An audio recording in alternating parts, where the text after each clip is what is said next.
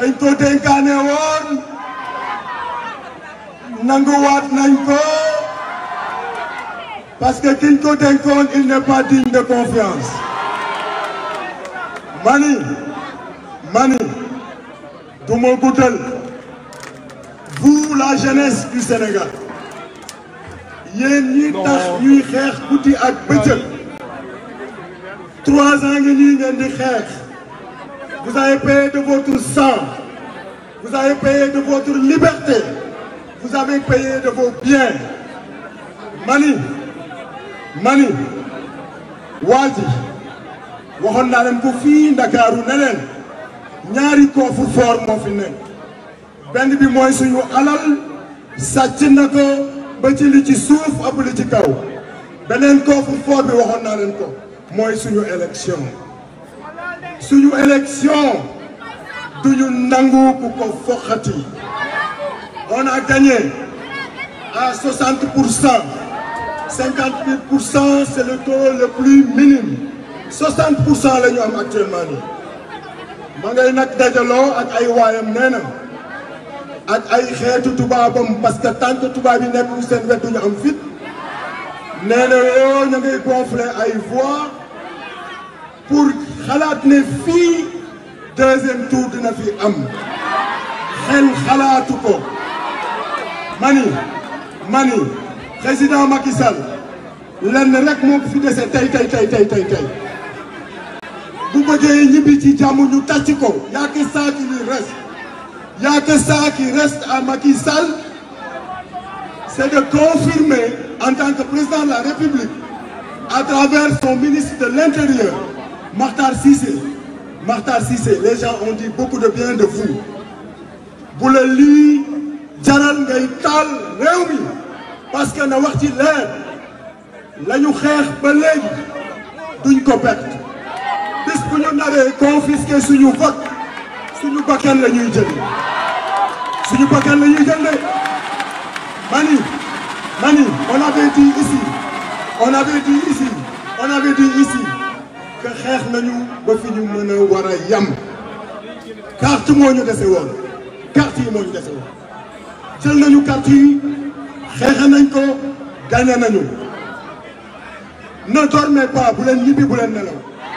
tout à l'heure on va faire une caravane dañuy daw dugg dëkk bi parce que ce Sénégal vous appartient à vous léegi nag fêtons notre victoire mani le ministre de l'Intérieur n'a qu'à donner les résultats officiels fii à 3 heures du matin bu dul loolu ñun on considère qu'on a déjà gagné la victoire est à nous vive la jeunesse de ce pays vive la République président Bassirou Diomaye Diakhar Faye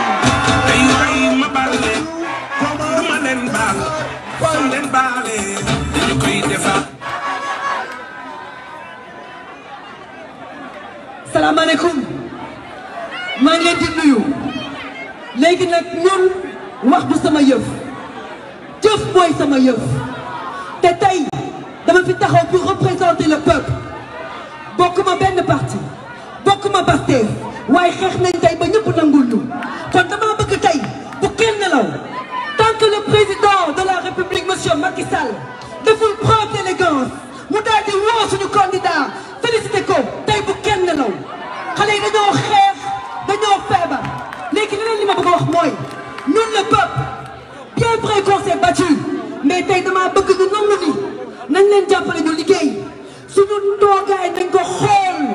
suñu wax nañ ko xool ñu gën a bëgg liggéey ñu gën a bëgg jàppale Pastef ñu gën a mën a jàppale président Diomaye Faye ngir liggéey bi nga xamante ne ñi si gannaaw def nañ ko ñu mën ko motale kon gars yi c'est vous le peuple yéenay borom doole yi yéenay borom carte yi seen carte mooy seen kaddu te tey seen kaddu nee na ni président Diomaye Faye mooy gagné kon monsieur le président Macky Sall nous la jeunesse sénégalaise ñun ñi nga xamante ni sa ñaari mandat yëpp ñoo la votel tey jërëjëf ndax mbir mi jaar na yoon waaye faites preuve d'élégance monsieur le président et partez en paix laissez le Sénégal en paix parce que ñii si gannaaw ñoo mën a revendiquer la paix parce que ñun lañ gaañ ñun lañ tëj ñun lañ rey kon Sénégal lañ koy defaraat te sama gars yi yéen ñëpp ci ngeen di bokk wasalaam. jërëjëf mais yéen a mën a encaisser da ngeen encaisser Amadou Ba di encaisser Amadou Ba di votel Diomaye di encaisser Amadou Ba di votel Diomaye yéen riche ngeen de kon ma jox kàddu gi koo xam ni moom la ñuy oowee yaayu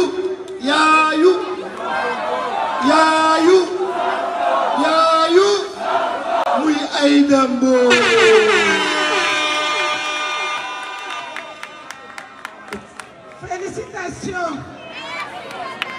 félicitations yéen peuple bi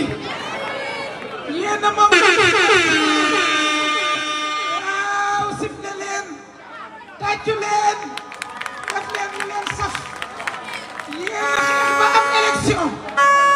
yéen a xeex ba gagné li ci des yomb na mooy fekk seen victoire jox seen président mu liggéey président bu neex a àndal nee na moom moomul victoire bi yéen a moom victoire bi waaye yéen mas ngeen a gis opposition gagné premier tour ki nekk majorité di laaj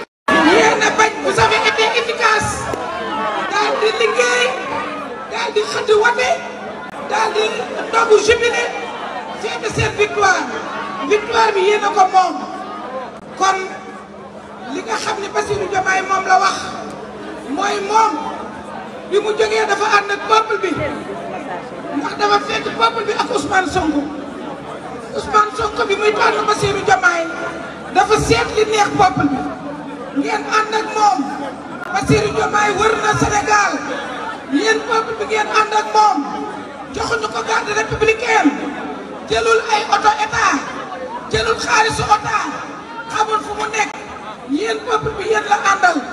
ba yàlla andi ay résultats muy résultats yu set wecc nga xam ne da ngeen a bàccaat ba mu mën a nemm comme nee na nemm nag bu fi nekkee di wequ yéen xam ngeen li ngeen war a def ba ngeen bëggee élection am ngeen ko ba ngeen bëggee victoire am ngeen ko ku nar a sàcc seen victoire nag lu ko ci fekk moo xam. jërëjëf ñu jox kàddu gi kenn koo xam ni Guy Marius Sagna de moom am na traité secret bi mu ne ma jigéen ñi joxal jigéen ñi tàccu leen ma Guy Marius Sagna ma continuer donc si soxna yi soxna Maïmouna Bousso ñëwal joxe kàddu yi rafet.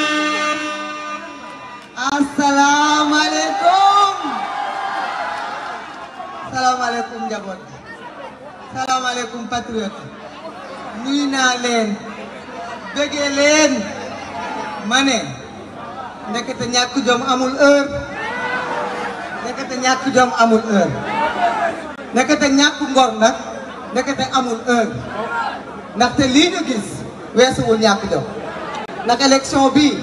du woon élection référendum la woon daa am ku ne continuité am ñu indi rupture gaa ñi di xëccoo deuxième tour lu musul am tàccu leen seen bopp yéen a xool opposition ngeen jox ko mu gagné premier tour mësta am wala boog ñun fekkee wuñu ko du suñu génération tey nouvelle génération moo ñëw génération 80 am nag lu am lu bees ñu fal président boo xam ne bisu tey bii mooy anniversaire am kon dama bëgg ñu ànd woyal ko joyeux anniversaire ba mu nekk allez nañ dem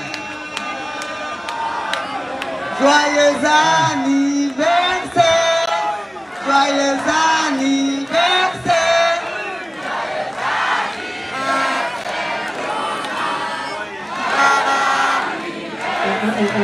xaaral pare ngeen joyeux anniversaire tout le monde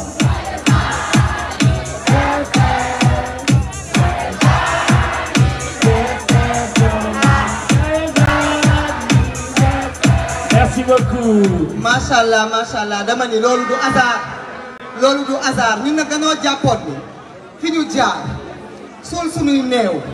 jooy suñu ay exilé mastawu suñuy prisonnier économie bi tëdd ñëpp jommi dañoo jàppoon ñun askanu Sénégal ni tey am na tuuti mais toog dignité bu desee waa boor bee ba tax na tey ñu campagne loo ñu ci weeru koor daw loo ñu ci naaj bi xiif loo ñu mar loo ñu solo loo ñu jooy loo ñu tey dama jàppoon ni dinañ sax yox ne félicitation ñu jàpp ci yàlla ñu xam sax nan la ñuy perte ñoom xamuñu nan la ñuy nguuroo xam nañu nan la ñuy gouverner xamuñu nan la ñuy fajee problème mu sénégalais mais ñu xam nan la ñuy perte mais ñu ne ñoo lànk ñoom daal ñàkk jom rek loolu moo tax ñu leen di wooye waa kër ñàkk jàmm mais ñàkk jom rek léegi nag li ci des nag foog naa ni ñun lenn kese moo ñu dese woon ak ñoom ñun boobu ba léegi tëj nañ ñu dóor nañ ñu def nañu lu nekk mais ñun élection lañ doon xaar élection nag am na voté nañu ñi nga xam ne ñoo nekk ci bureau de vote yi maa ngi leen di invité continuer leen béyee foofu ba Badiane sécuriser seen ay PV bu kenn bouger ci bureau de vote yi bu loolu weesoo askan wi nag na taxaw parce que ñii nag amuñu limité